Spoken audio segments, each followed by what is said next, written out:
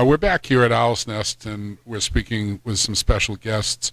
Linda Brownson, who's here from the town of Wentworth, and we have a visitor from way up north, Nicolas Boisclair, exactly. Right, and Dantre Alberts, who's a resident right here in Thornton, and we're talking about the Northern Pass on the local level, and we're talking about Hydro Quebec on a more macro level. And so I wanted to address a question to you, Nicolas. I have this picture in my mind of the government of Quebec sort of being a big power company, or maybe it's a big power company that also has a government. It's something that would be so foreign to us here in New Hampshire. I don't think, would be very willing to tolerate having our power company, Public Service Company of New Hampshire, essentially being our government. How do and why do the people in Quebec accept such an arrangement? Well, I think we could say that it's not Hydro that is the government, it's the government who owns Hydro. So one thing that is very unusual is the government makes the rules, and the government is the promoter. So the government decided that there won't be more independence evaluation than the Public Hearings Bureau, who doesn't even need to check the alternatives. So we don't evaluate if there's a better economically, socially, or environmentally more viable option to do energy. So they are, in a way, in a kind of interest conflict, because of that situation. Well, if it was more transparent, they would force that to have a structure that would have the independence and the right to say to Hydro, well, this alternative is better for the society, for the economy of Quebec. So that's the other project we're gonna go forward with. Yeah. Understood. Linda, you live in Wentworth. If I'm not mistaken, there's a very sizable power line that comes down through Wentworth and is carrying power out of Canada. How does that power line impact your lives in Wentworth on a daily basis? Well, you would be speaking of the national grid line, which comes down through Canada, through Vermont, and then at Littleton starts going through New Hampshire. And yes, it's very close to my home. I see it every day. It's never pleasant. It's still, after all these years, it's not pleasant to look at. And the thought of having another one, which was proposed on the alternate route of Northern Pass, meant we would be sandwiched in between two of these. Fortunately, that route was withdrawn. It's looked at always as a blight on the landscape. I think there's no other way to look at it. The towers are quite tall. So we're not happy about the idea of another one coming in. I think it was constructed at a time when New Hampshire was much less populated, and perhaps there wasn't as much of an uproar about it. So it's different today. Dantre, you're a Thornton resident now. This power line is proposed to run through all of Thornton. How do you see this impacting the lives of people in Thornton, and how do you feel Thornton is reacting to the potential of this project coming through its town? I think it impacts everyone, whether it goes within their site or not. For myself, one side of my house would be looking at them. You stop seeing the mountains when you have towers such as these. And they're not towers that anybody here has seen before. I'm accustomed to seeing them when I drive back to Montreal every couple of weeks. And you stop seeing the mountains. As far as reacting, I think the residents, it has come to their attention. They're very aware of the impact. It's going to affect the tourism. It's going to affect people's real estate values. and it's irreversible. Once they're here, there's no turning back. As a resident of New Hampshire and the United States at this point, what do you see us as citizens of New Hampshire and citizens of Thornton and Campton? What do you see us, practically speaking, able to do about preventing this project from coming to pass? I can offer my opinion, and then I would certainly like to see Nicolas' opinion as well. I really believe that they underestimated the residents of New Hampshire. I came here and fell in love with the mountains, but I've also enjoyed seeing the people, how they've rallied together. A lot of it is about being aware, getting the information out for people, taking notice that what's happening up in the northern wilderness of Canada is going to impact all of us environmentally. And if this project in particular goes through, it opens the door for further projects, which will impact us. And we have to keep vigilant, get the regulations amended, put pressure on the politicians of what the people want, and insist on a democratic process. And I'll pass it on to Nicholas for his opinion as well. Nicolas, thank you. Yes, could you comment on that last question? And Nicolas, I think for what I've seen since about I'm in New Hampshire since 14 days. I think there's about 100 times more opposition to power lines in New Hampshire than what we've seen in Quebec. Maybe there's so many in Quebec that the population don't seem to be very opposing that. So maybe Hydro Quebec and PSNH will discover that it's more difficult than they thought to bring a power line here, because they're not, Hydro Quebec is not used to seeing opposition like that. But it's just for what I've seen. I didn't read studies about different opposition to that.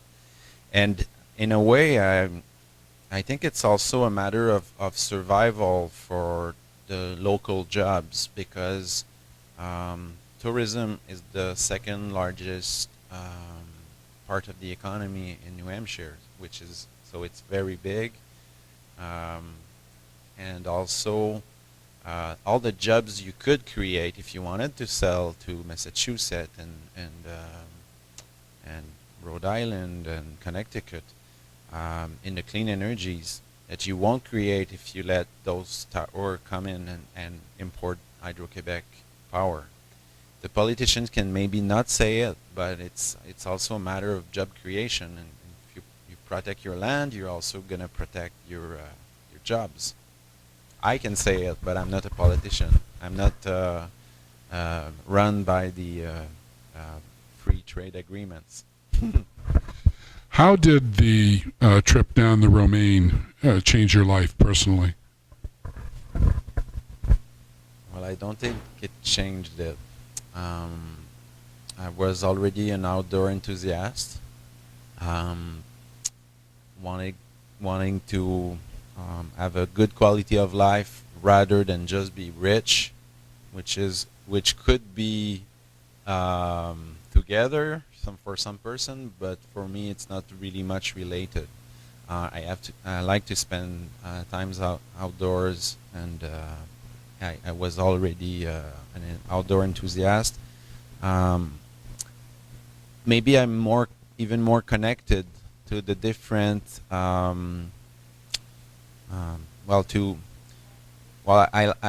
say more and more that everything is connected. If you're doing an impact or you're not doing an impact, it on the total we are 7 billion people on the earth. So maybe it's strengthened my my impression that we as individuals we have a role in this society and in all the impacts. So maybe I have more strength than before to go forward, and like finishing this film with the very small budget we have was in French we would say a tour de force. Do you have a word for that in English? It was a powerful.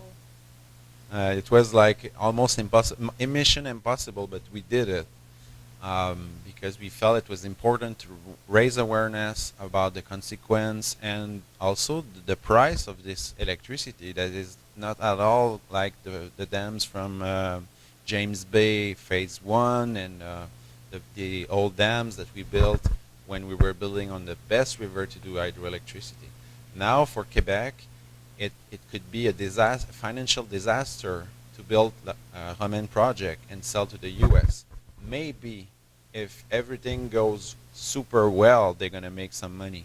But the current situation, the Department of Energy said it's going to last for 25, 30 years, is cheap electricity prices for the production because of the current shale gas production in Pennsylvania and in many states in the U.S. So that's not good at all for Quebec exportation. So we might be subsidizing your consumption because in Quebec, government of Quebec takes the profits of Hydro Quebec. So if the profits go down, they raise the price of the electricity in Quebec. So that's what they are about to do. And they already announced that starting in 2014 to 2018, the patrimonial electricity, a large block of electricity, will go up by 37%. So that's a lot. So this production of all this energy isn't necessarily positive for Quebec, it sounds like. No, and if you ask, okay, so why are we doing that? Well, the only answer I can find is there's companies who are building dams since the 1960s, so they have 50 years experience in that, and they want to continue to do that, and they have lobbyists, and they push the government to announce another hydroelectric project every 3, 4, 5, 6 years. So, and these companies, there's some who were recognized guilty of giving illegal financing to the government of Quebec or having done some fraud. This sounds suspiciously like what we call the military-industrial complex in the United States, where basically the tail is wagging the dog, where these companies are so powerful, have become so powerful that they can influence the government to do what they want. Is that what's happening there? Yeah, I think so. And there's a public inquiry about the construction industry that will start in May 2012 in Quebec. And I hope we'll know more about these issues of construction corruption and the financing of political parties. We've waited for almost 3 years to have this inquiry, and right now they are preparing to start the inquiry. And in Quebec, the survey said that more than 90% of the people wanted that. It's a big issue in Quebec. Like I said, the power line in Quebec doesn't seem to disturb so much the people in the southern Quebec, but the construction corruption it does a lot. But one power line that is disturbing a lot is the Romaine River power lines, because there's two that would connect the dams to the grid, and they go over Innu territory, which the native Indian. Natives, near Sept-Îles. They never signed any treaty with Quebec government. You know, since Jacques Cartier arrived in 1534, they never signed any treaty, and they opposed to this power line. And recently, they blocked the road for a week, up to the moment Hydro had an injunction because they could not bring the trucks to the construction project. And so the natives there, they opposed in 2 referendums. They rejected the agreement that Hydro-Quebec proposed. So I said there's not much opposition in the southern Quebec, but on the North Shore there is strong opposition to this power line project. And if you construct 4 dams without the power line, it's like having a huge toaster without the wire. Well, this sounds very much like the level of opposition we're raising here in New Hampshire, where a seemingly insignificant group of people, at least to the politicians, are being quite effective in slowing down, if not stopping, the project. What is the current status today of the Romaine project? And is there any possibility that it will be stopped? Right now, they only started one of the 4 dams. The dam is Romaine 2. They about halfway. So the flow of the river is not changed yet. They still have to do about 2.5 years of work to finish this first dam, and they plan to start Romaine 1 in 2012 this summer. But there might be a change of government in Quebec. Right now it's the Liberals. It could be the Parti Québécois. They don't have a clear position against or for the Romaine. They said they would do a different energy strategy compared to what is going on like right now. They would do probably no dams, except if it's proven really necessary, like if there's no other renewable options. But they said, the chief said of Parti Québécois, Pauline Marois, we cannot throw back the toothpaste in the tube, so she would not stop the project. Well, the toothpaste is just out of the tube on one of the 4 dams, so there's still time for her, if she becomes prime minister, to stop the financial disaster and the economic disorder, the environmental disorder it will also create, and start really going on the other renewables energy for heating and electricity. Because in Quebec, maybe your viewers don't know, almost 80% of the population heat their homes with electricity. So there's a lot of electricity we could save by just heating with solar thermal or solar passive, biogas, biomass, and also geothermal, and of course the energy efficiency. Of course. Ladies, some other questions? What could you see the viewers locally, as you're showing this film, what could you see them doing in the next year to ensure that the Romaine project doesn't go ahead? Is it simply about ending and stopping effectively Northern Pass? What can be done here locally that we should be focusing on from your perspective?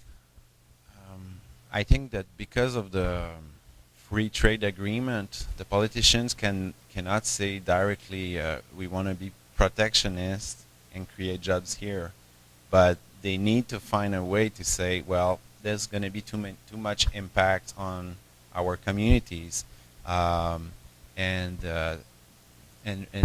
also to still you have to continue to refuse to give a particular status to hydroelectricity. It's a mature technology. It doesn't need to be helped by the subsidies of the renewable portfolio standard. So if you can develop your own green energies here, well, and block the power line, then well, we also we won't have more and more power lines, because every time we bring a power line to the States, it means probably twice or 3 times more long power lines in Quebec to bring this power here. So stopping this project here, we're focusing on our government and local. Would Hydro Quebec listen to New Hampshire? Could there be enough pressure from here, focus on Hydro Quebec, that would stop this as well? Do we need to divert or share some of our pressure? Of course, it would help. From my understanding, Hydro Quebec is searching to open doors to sell and try to find places to sell at a profit. But if you shut one door and Maine shuts another door, then we don't have place to sell all this electricity. So what will happen? Will Hydro Quebec want to open the spillway, or to say, well, we cannot develop, we don't have any clients for all these surpluses? So it's a way to help, and it happened in the 90s. The Great Whale project, which was a 3,000 megawatt project, was stopped. Well, it never started, but it was canceled because the New York State said we're not wanting to buy this electricity. They shut the door, and the project was put on the ice. It's been almost 20 years now. It's not a conservation site yet, so it might come back on the table for development, but for the moment it is canceled, and the Crees don't want to hear about a Great Whale project. At the risk of sounding selfish, and I think I'll ask this question for Linda and you as well. There's a possibility, at least we think here locally, that there's a possibility that this project could be brought down underground from Quebec down to Boston. That there are some existing rights-of-way, highway rights-of-way, railroad rights-of-way, etc. And it's been indicated that that would double to, in round numbers, double the costs associated with the transmission lines. In your opinion, can Hydro Quebec afford the extra costs associated with going underground? Because I understand they're funding the project. Well, what would happen if we do that is we're going to raise even more the rates of electricity in Quebec, because we are assuming the losses of Hydro Quebec when they do unprofitable projects. So on this perspective, we cannot afford Romaine, we cannot afford the current Northern Pass, so we cannot afford to triple or double the price of Northern Pass neither. All this is a project that only construction companies will profit for a short time, and the 7.8 million people who live in Quebec, they don't get the profit for that. They just have electricity rates up. So you're saying this project doesn't work financially for anyone but the companies that are involved in constructing the dams and the power lines. Because those companies, they are paid for all the work they do. It's the rest of the society who subsidize those constructions on their bills. Well, Linda? To comment on that, in my role as representing New Hampshire on the National Board of Conservation Districts, we are very concerned about the Northern Pass project, whether it's above the ground or below the ground, because we want to see the development of our own local sustainable renewable energy projects. We want to see jobs created right here. We don't want to export money to Hydro Quebec. So our position is that we don't want to see it above the ground or below the ground. Yes. I think what interested me very much about Nicolas' film is the potential of ideas of what New Hampshire can do to create the jobs that we're looking for, alternative measures that don't involve Hydro-Quebec, don't involve destroying the Romaine River and the impact for everyone, both Canadians and Americans, and a much more profitable, sustainable option and options. And that's where seeing his film and putting those ideas, I think, is of most benefit to us here. Well, on that note, and asking if you have any final comments or final advice for our audience today, we'll finish with you, but thank you in advance for joining us today and sharing your thoughts. Thank you very much. I'd like just to remind the people that the website is seekingthecurrent.com. And you can find the screenings date in April. There might be additional screenings in April 2012. And that's about that. Oh, yeah. If you pay an electricity bill, you should see this film. On that note, thanks for for taking in the video, and keep fighting the Northern Pass. Thanks for your help.